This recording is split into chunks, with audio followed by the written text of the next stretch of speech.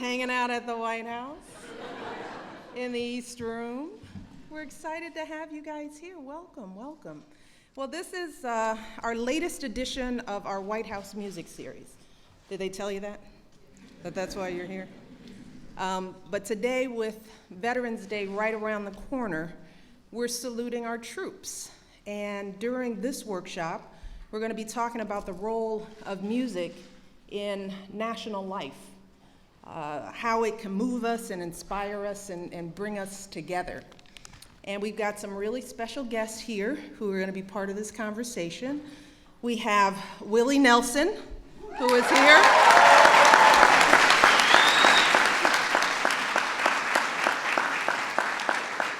You guys may have heard of this guy, Common, who is up here.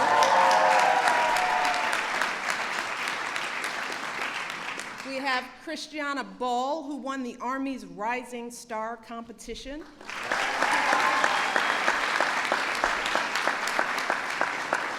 We have Ted Peterson, who is a songwriter who served in the military for 8 years.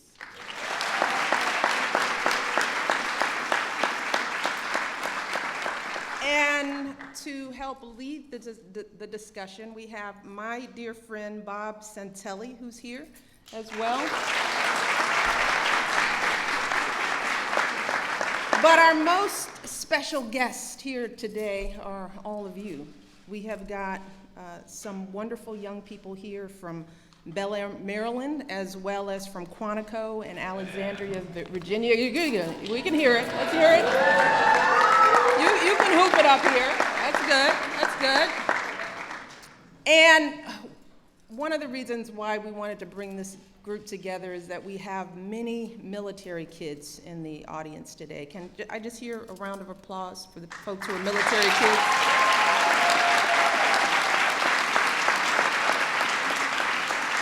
And this was my request, because as we're doing the big celebration in the tent, I wanted to make sure that we had an opportunity to highlight you guys here, because I think that everyone in this country should know your stories. They really should, because I've gotten to know them, and you guys are amazing. But the unfortunate thing is not everybody does. Not everybody knows what it's like to be a military kid in this country. A lot of folks don't understand what it's like to grow up in a military family. Let me give you some statistics. They might not know that there are more than 2 million military kids across this country, or that every school district in America includes military-connected children and youth. They might not realize that on average, military kids like many of you move between 6 to 9 times by the time you graduate from high school. Now, for you guys, that sounds natural, right? That's just the way life goes. But a lot of folks may not know that each of those moves means not just adjusting to a new house, but also to a new school, to a whole new neighborhood, a new set of friends. Every single time you move, you're readjusting constantly. Maybe your school doesn't have the AP classes that you need to take, so you're scrambling to figure out how you're gonna readjust your work. I see a lot of heads nodding. Maybe it's tough to get playing time on your new team because you moved again and you're trying to start over. Maybe you're going through all this. This touches my heart because my daughter's a junior now, and she's studying for the ACTs or the SATs or whatever that is, all that stuff you all have to do. And just imagine these kids who are moving and trying to adjust and still take their test and prepare. They're worried about the colleges that they're going to go to and whether colleges will understand or accept all of the different credits on your transcripts. Just imagine that, the whole college process being a little more muddled. And on top of all that, many of you might be dealing with a mom or dad who's deployed overseas, maybe for the 4th or 5th time. And that means, they're missing a lot of birthdays and games and practices and plays and all the good stuff that many civilian parents take for granted.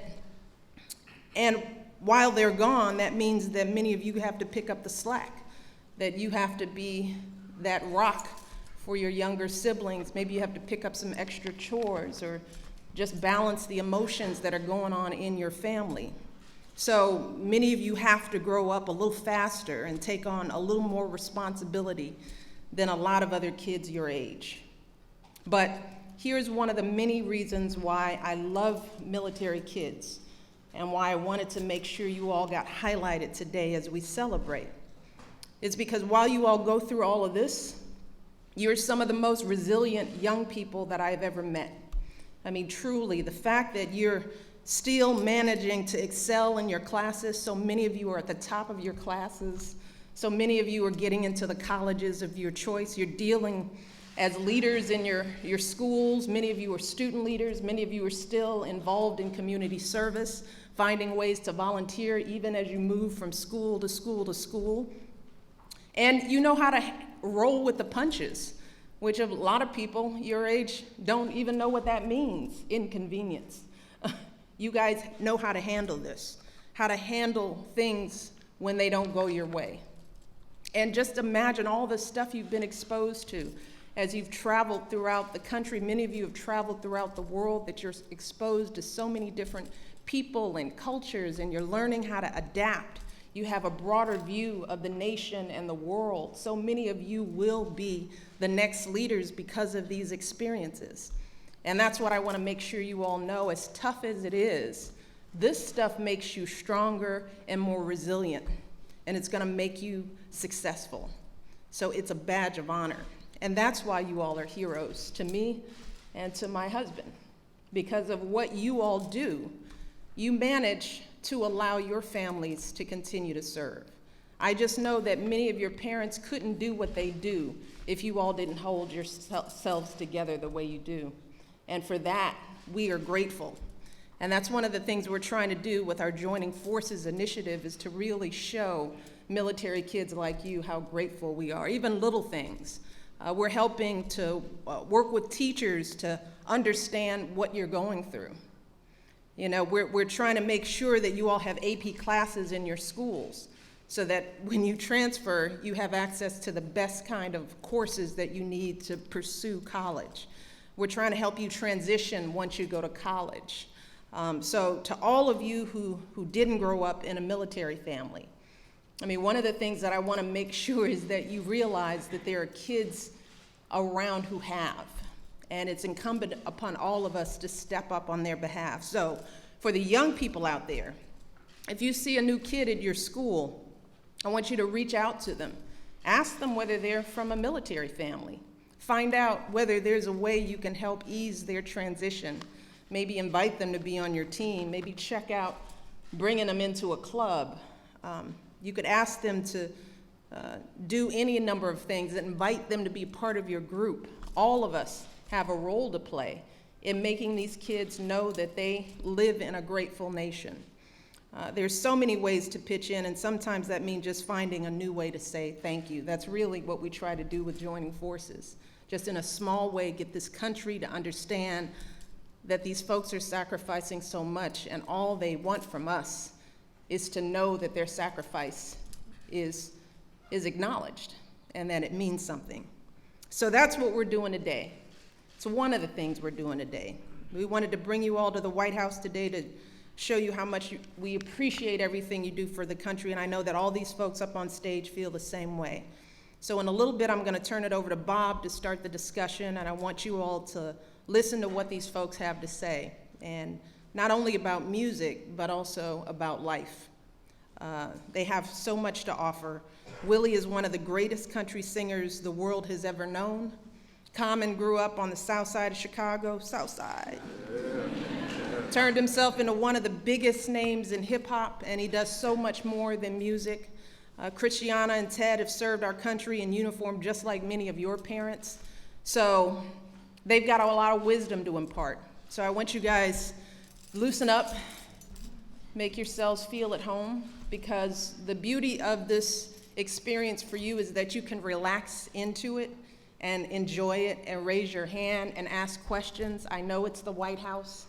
I know there are cameras, but try to ignore all that and get as much as you can out of this experience and others. And then here's the thing I always ask the young people we bring in, is that for every single one of you, there's someone who couldn't be in those chairs. So the question I have for you all to think about is, how are you going to pay this forward? You know, what are you going to do to share this experience with other kids in your community who may not have had this opportunity? So think about that along the way. And I hope you have fun. I hope you enjoy your time here, and just don't break anything. It's the only rule. So with that, I'm going to turn it over to Bob, who's going to get the conversation started. You guys have a great time. I love you all. Very proud of you.